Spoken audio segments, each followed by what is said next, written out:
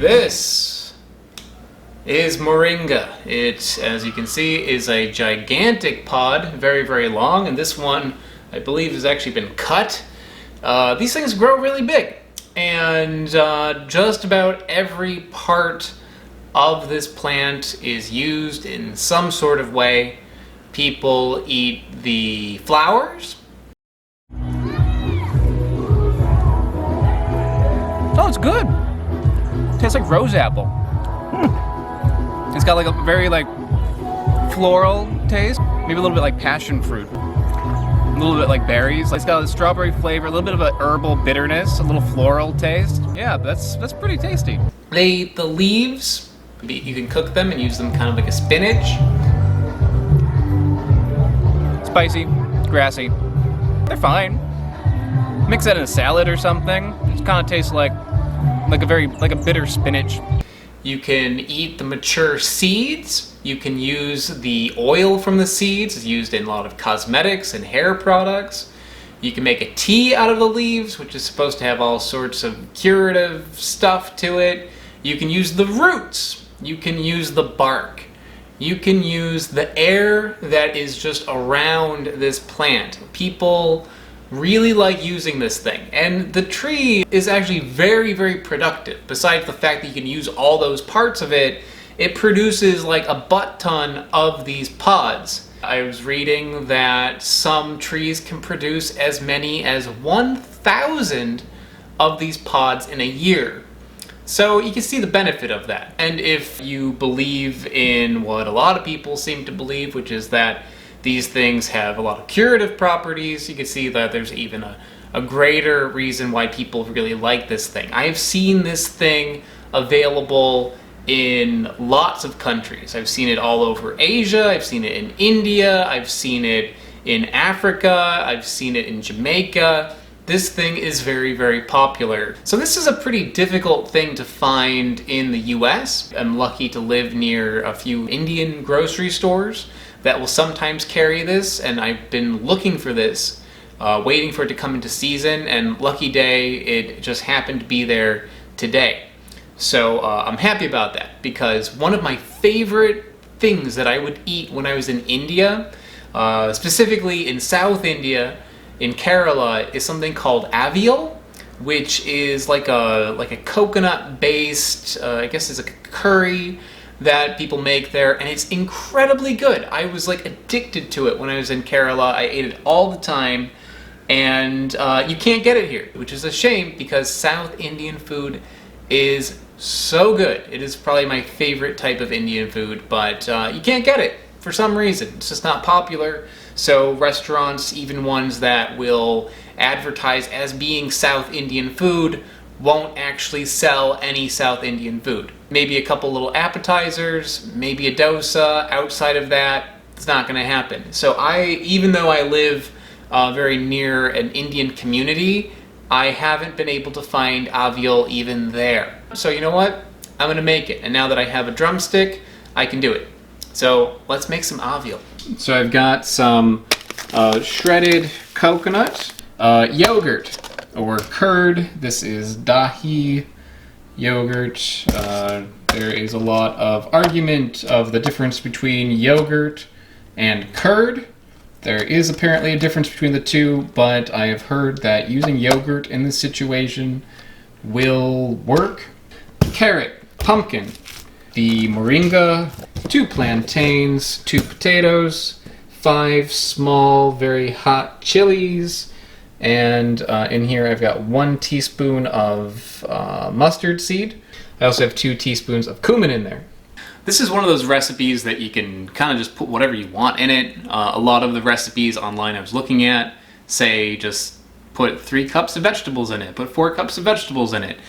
Sometimes it doesn't have to be so super specific. You can use whatever you want, but these are kind of like traditional things. One thing that is universally in all of these recipes, and I'm not sure why this is the one thing, I've even seen some videos where they're like, put whatever you want in it, but make sure that you put in coconut oil. That is the one thing. You can put whatever you want in this thing, but you have to have coconut oil in it. And I don't have any, so I'm not going to put coconut oil in it, which means like this is going to be completely ruined, but we'll see if it still at least tastes good. Step 1, wash all your vegetables. Step 2, drum solo.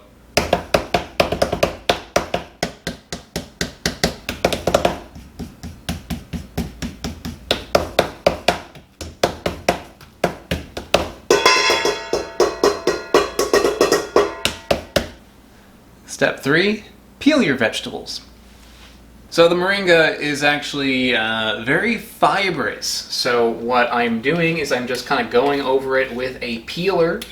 That way I can get some of those fibers off. Although actually, like, how you eat this thing is you kind of chew on it and get the insides into your mouth, and then you pull out the fibrous bit anyway. So I'm not sure if this actually will do much of anything, but if maybe it reduces some of that fibrousness later on, that's probably a good thing. So I will give this a quick peel. We are peeled. The next step is to cut all of these into little strips, kind of like I'll show you. The word I was looking for, sticks. Cut these into sticks. My moringa is just sliced. I did not cut them down the center, but when I cut them into sticks, they did split open like that. So yeah, that happened. Since these were so kind to open on their own, let's take a look on the inside. It kind of looks like a couple white peas surrounded by styrofoam. And if you pick one of them out, you get this little guy here. When the pods are ripe, they pop open, and then the seeds come out, and these little wings help them disperse a little bit further in the wind. And if you break this open, on the inside there is a pea-looking thing. And that tastes like a pea. Little beany, little green, little sweet. Tastes like a pea. I have 2 cups of water in this pot, which is currently boiling. I'm going to start by taking some of the things that are a little harder to cook, including the drumstick. That's going to go in there first. And I'm going to just let that cook for a few minutes. You want to cook it to like about halfway done, and then take some of the other hearty ingredients: carrots, plantains, potato. Okay, looking pretty good. Not a whole lot of water in there though, so I'm going to add some extra water to that. So in this bowl I have 1 cup of that coconut. I've got my spices in there. I've got those chilies in there. And I'm also going to add water. Got a cup, why not? I'm doing that just to like hydrate everything a little bit because I'm using dry coconut. The vegetables, by the way, look like they're almost done, so the pumpkin is going to go in.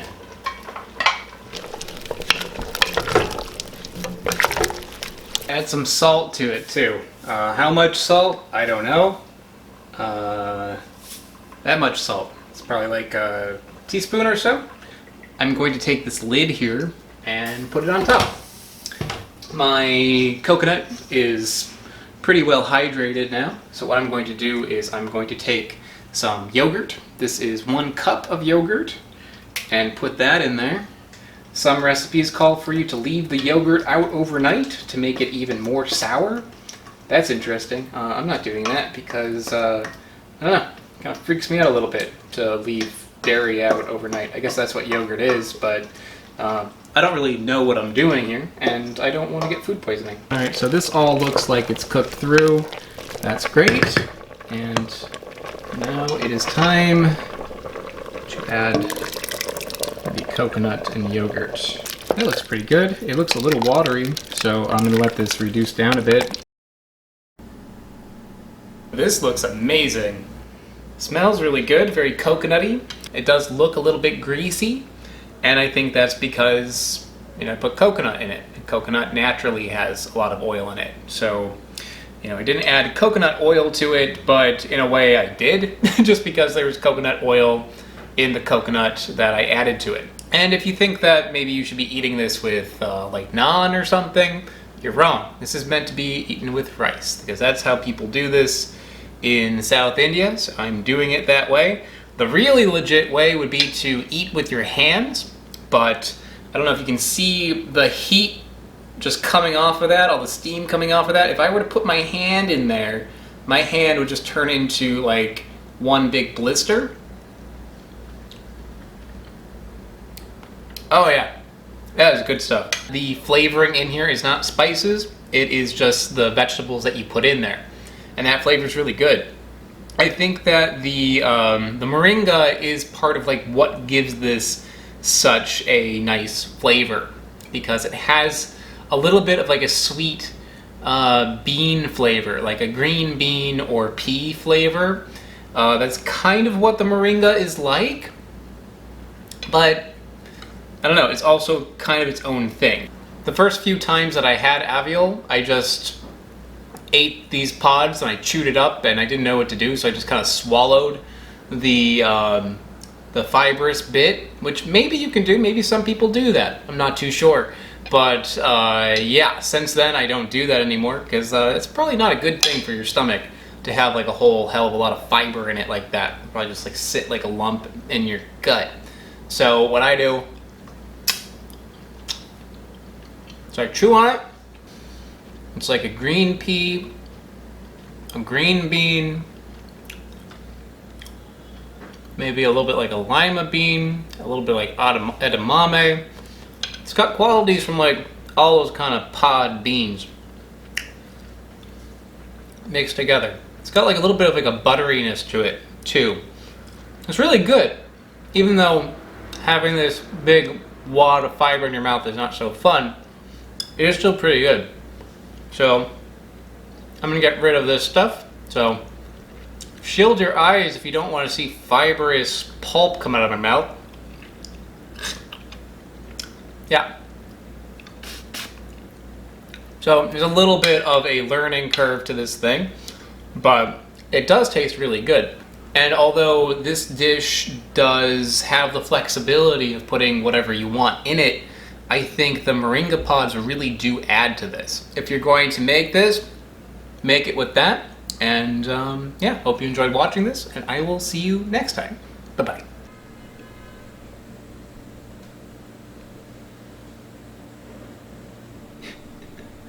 Yeah?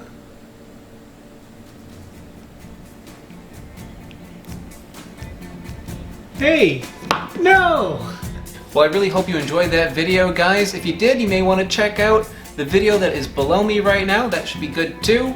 Also, if you haven't subscribed already, it is a huge help to my channel, so please do consider subscribing or clicking that bell. That does something too. Not sure what it is. Also, check out the description below. There's all sorts of other things I have going on. I don't even know anymore. But guys, I will see you next time. Take care.